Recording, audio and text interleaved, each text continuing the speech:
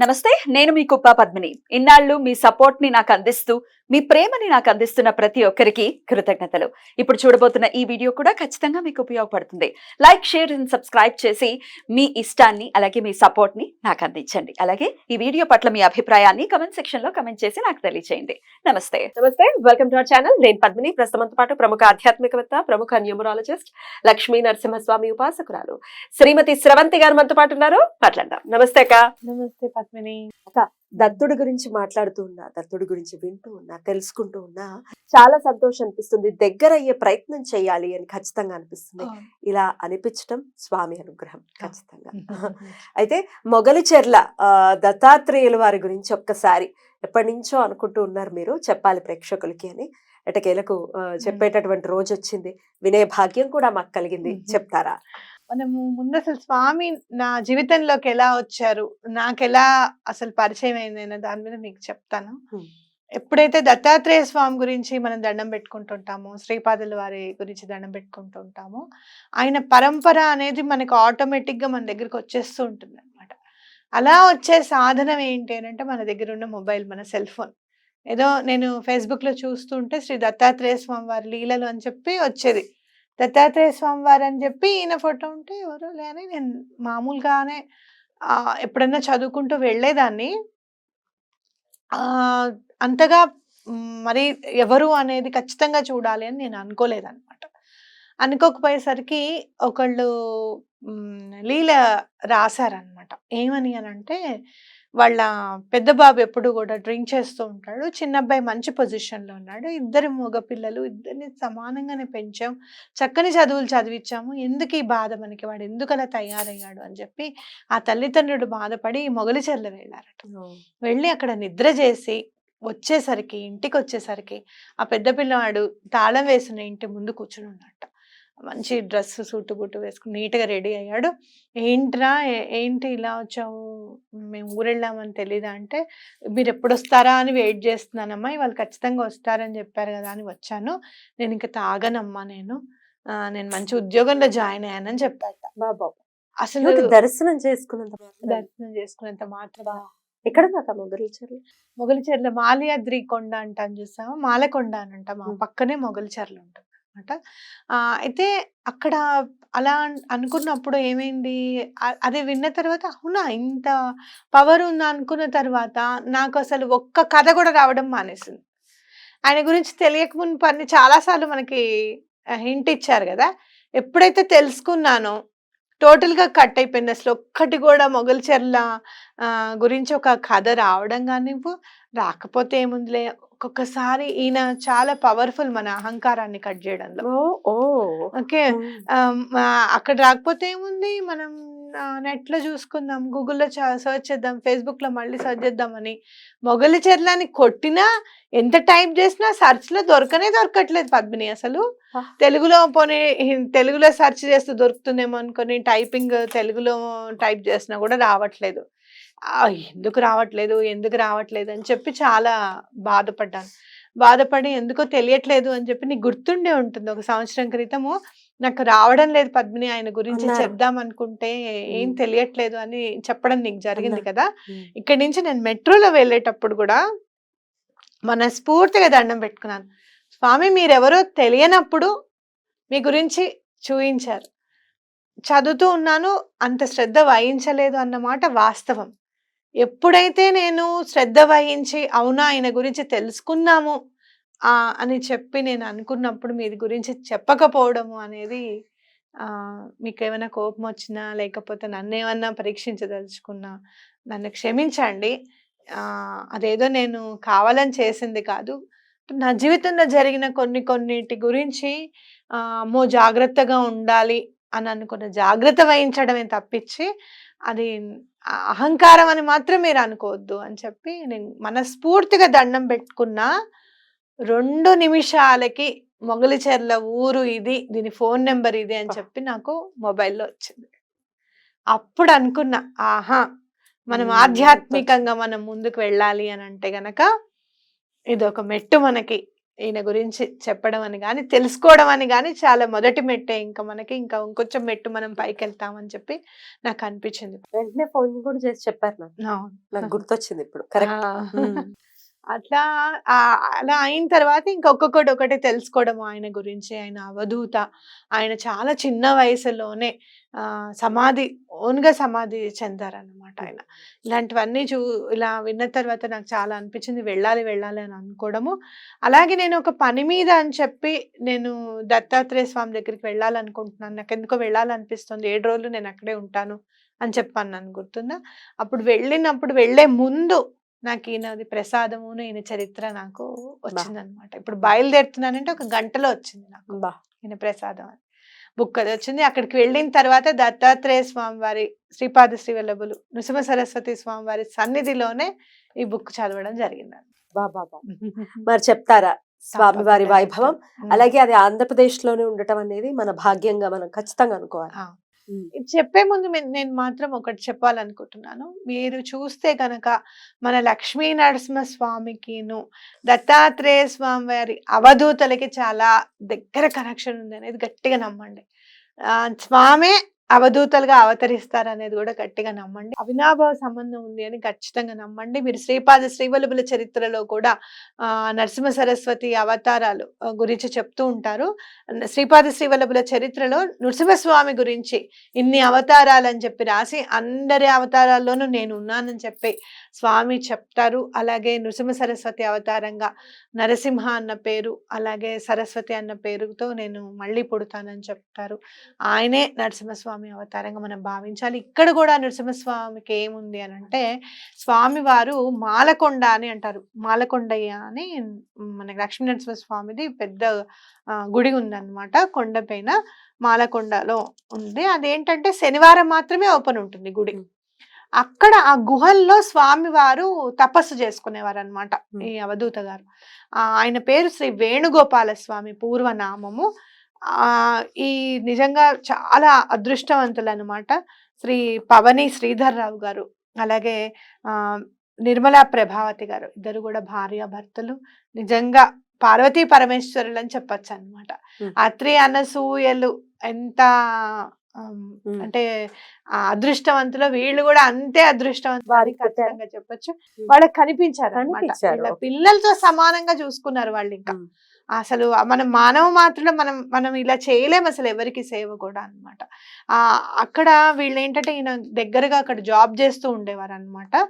ఈయన మన ఇప్పుడు ఎవరైతే మన శ్రీధర్రావు గారు చెప్పారో అక్కడ జాబ్ చేస్తూ ఉండేవారు. దాని పరంగా అని చెప్పి మాలకొండకు కూడా వీళ్ళు దగ్గర కాబట్టి, వీళ్ళ మొగలిచర్ల ఊరికి దగ్గర కాబట్టి వీళ్ళు వెళ్తూ ఉండేవారు అనమాట. ఎవ్రీ శనివారం వెళ్తూ ఉండేవాళ్ళు. అలా వెళ్ళినప్పుడు మీకు అక్కడ కొండల్లో గుహలు ఉంటాయన్నమాట. పార్వతీదేవి గుహ దగ్గర స్వామివారు వీళ్ళకి కనిపించడం, వీళ్ళతో మాట్లాడడం అనేది జరిగింది. ఫస్ట్ ఈయన కనిపించినప్పుడు ఈయన అడుగుతారనమాట. మీరు అడుగుదాం అనుకుంటే ఈయన పెద్ద పెద్ద అడుగులు వేసుకుంటూ లోపలికి వెళ్ళిపోతారు గుహలో. ఈయనకు మళ్ళీ కనిపించరు. రెండోసారి కనిపించినప్పుడు నేను మౌనవ్రతంలో ఉన్నాను, తర్వాత మాట్లాడతాను నీతో అని చెప్పి చెప్తారు. చెప్పినప్పుడు ఈయన ఇంటికి వచ్చి భార్యతో డిస్కస్ చేస్తారు, మనం వెళ్దాము అని చెప్పి. ఈవిడ్ని కూడా తీసుకొని వెళ్తారు. ఈవిడ నాకు నేను పూజ అది చేసుకుంటాను అని చెప్పినప్పుడు మీరు ఏది చదవండి అని అంటారు. ఆవిడ ఏమి చదవలేకపోతారు, ఒక మాట కూడా రాదనమాట. ఒక లైన్ ఆదిత్య హృదయంలో 2 లైన్లు చదివిన తర్వాత మిగతా ఏది గుర్తుకు రాదు. అంటే నువ్వు ఆ అహంకారంతో నువ్వు చదువుతున్నావు అని చెప్పావు కాబట్టి నీకు గుర్తుకు రాలేదు, ఏది ఇప్పుడు చదువు అంటారు. అప్పుడు మళ్ళీ కరెక్ట్గా చదువుతారన్నమాట. అలా అహంకారం అంతా కనిపించిన వెంటనే ఫస్ట్ విజిట్లోనే నా అహంకారాన్ని తీసేశారని చెప్పడం. ఈవిడ చెప్తూ ఉంటే మనకి ఆవిడ పక్కనే కూర్చొని మనతో మాట్లాడుతున్నట్టుగా అంత సరళంగా ఉంటుందన్నమాట ఇదంతా కూడా. అలాగే నేను ఈ తప్పు చేశాను, మీరు ఇది చేయకండి, ఇలా నమ్మండి అని కూడా చెప్తూ ఉంటారు. అలాగే స్వామితో చర్చ స్టార్ట్ అవుతుండే ఫస్ట్ విజిట్లోనే ఆయన అడుగుతారు, నాకు ఒక 5 ఎకరాల స్థలం ఇప్పించండి అమ్మా, నేను అక్కడ ఉండి నేను చేసుకుంటాను అంటే స్వామి వీళ్ళని అడుగుతారు. అడిగినప్పుడు వీళ్ళు మానవ మాత్రం కదా, ఇలా అడుగుతున్నారు అలా అడుగుతున్నారు ఏంటా అని చెప్పి డౌట్ ఉంటుంది. కానీ తర్వాత స్వామివారి లీలలన్నీ కూడా వీళ్ళకి తెలుస్తాయి అన్నమాట. వీళ్ళు ఎంత అదృష్టవంతులు అని అంటే, అయితే ఇంతకీ వీళ్ళని ఎందుకు అడిగారన్న డౌట్ మనకి అవ్వాలి కదా. ఆయనకే చాలా ఉంటుంది, ఉన్న కుటుంబం నుంచి వచ్చారు, ఆయనకే ఆస్తి ఉంటుంది. అంటే ఆయన ఏమంటారో తెలుసా, నా రేపు పొద్దున్న ఇది నాది అని నా వాళ్ళు ఎవరన్నా వచ్చి ఇది హక్కుగా భావించవచ్చు, అలా వద్దు, నాకు వేరే వాళ్ళదే, నాకు నేనే దానం తీసుకొని ఉంటే ఇంకా వాళ్ళకి హక్కు ఉండదు కదా. ఉండదు. అంటే ఎంత దూరదృష్టో చూడు ఒక యోగిగా ఆయనకి. అలాగే చిన్నప్పటి నుంచి కూడా ఈయన ఎక్కువగా ఆధ్యాత్మికం మీద దృష్టి పెట్టడం, చాలా ఆధ్యాత్మిక బుక్స్ చదువుతున్నప్పుడే కళ్ళు కనపడేవిట. ఏదైనా మామూలుగా చదువుకి సంబంధించిన బుక్ ఓపెన్ చేస్తే ఆయనకి ఏం కనపడేది కాదుట. నాకు ఏమిటో ఇవి చదివితేనే నాకు కనపడుతుంది, అది చదువుతుంటే నాకు కనిపించట్లేదు అంటే అన్నగారు తిట్టేవారట. 5 అన్నదమ్ముల్లో ఈయన 4గో ఆయన అన్నమాట. అలాగే ఈయన గురించి మనకి ఈ బుక్ లో చాలా వివరంగా రాసి ఉంది. నేను చాలా వివరంగా చెప్తే గనక బుక్ చదవడానికి ఉండదు మనం అని చెప్పి, మీరు చదువుకుంటే ఇంకా ఆనందంగా ఉంటుంది కాబట్టి నేను ఇంకా వివరంగా అవి చెప్పట్లేదు. అలాగే వీళ్ళకి ఎలా దీవెన ఇచ్చారు, స్వామివారు వచ్చి వీళ్ళ ఇంటికి వచ్చి ఉంటారన్నమాట. స్వామివారు వచ్చి ఉండి వీళ్ళకి అంటే వీళ్ళు ఆయనను సేవ చేసుకోవడానికి కూడా అనుమతించారు. అలాగే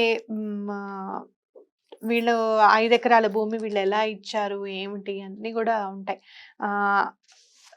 అంటే బావి తవ్వించడం కానివ్వు, లేకపోతే బావి తవ్వేటప్పుడు నీళ్లు రావన్నమాట. ఎంత తవ్వినా నీళ్లు రావు. లాస్ట్కి ఆయన ఇప్పుడు వస్తాయి అని అనుకున్నప్పుడు ఉవ్వెత్తున ఎగుస్తుంది అనమాట గంగ. అలా పునీతమైన గ్రామం ఈయన వల్ల ఆ మొగలి చెర్లనే పునీతమైపోయింది అని చెప్పచ్చు. అలాగే అందరి చేత ఎక్కడైనా భగవంతుడు ఒకటే చెప్తాడు చూడు, ఎప్పుడు కూడా పరమాచార్య గారు చెప్తారు చూడు, శ్రీరామనామం చాలా ఇంపార్టెంట్ అని చెప్పి. అలాగే శ్రీరామనామ తారకం రామకోటి రాయడం మీద కూడా ఈయన చాలా స్పష్టంగా చెప్పారనమాట. అలాగే అష్టైశ్వర్యాలు ఏమిటి, అష్టసిద్ధులు అంటే ఏంటి అనేది కూడా కరెక్ట్గా ఎక్స్ప్లెయిన్ చేస్తారు. అవధూత లక్షణం దత్తాత్రేయ అవతారం అనేది కూడా మనకి అది చదువుతుంటే అసలు అవధూతలు ఎలా ఉంటారు అనేది కూడా మనకు అర్థమైపోతుంది. ఒక్కొక్కసారి మనం ఎవరెవరినో చూసి వీళ్ళు అవధూతలు అని అనుకోవడము, అనుకున్న తర్వాత కొంతమంది వీళ్ళు అవధూత అని చెప్పి నాలాంటి వాళ్ళు ఎవరైనా చెప్పారనుకో, మీకే అవధూతలాగా కనపడ్డారు, వాళ్ళని తీసుకొచ్చి అవధూతలు అంటారు ఏమిటి అని చెప్పి మనని హేళన చేయడము, ఇలాంటివన్నీ ఉంటాయి. కాబట్టి అవన్నీ ఏం పట్టించుకోకుండా మనకి ఎవరు అవధూతలు అనిపిస్తే వాళ్ళకి సేవ చేయడము అనేది చాలా ఇంపార్టెంట్. అలాగే ఈయన వీడికి అన్ని ఎక్స్ప్లెయిన్ చేస్తారు, సప్తలోకాలు ఎలా ఉంటాయి, అజ్ఞానం అంతా దూరం చేసేస్తారు అనమాట. ఆవిడికి చెప్పినట్టుగా గుర్తుండి రాయడం అనేది చాలా గ్రేట్. అలాగే మందిరం కూడా నిర్మించుకుంటారు స్వామి. అలాగే ఎంత చిన్న పిల్లలాగా ఈవిడ ప్రతిదీ కూడా స్వామివారికి ఏదైనా కావాలి అంటే చాలు ఈవిడ వెళ్ళిపోయి తెచ్చేస్తారు.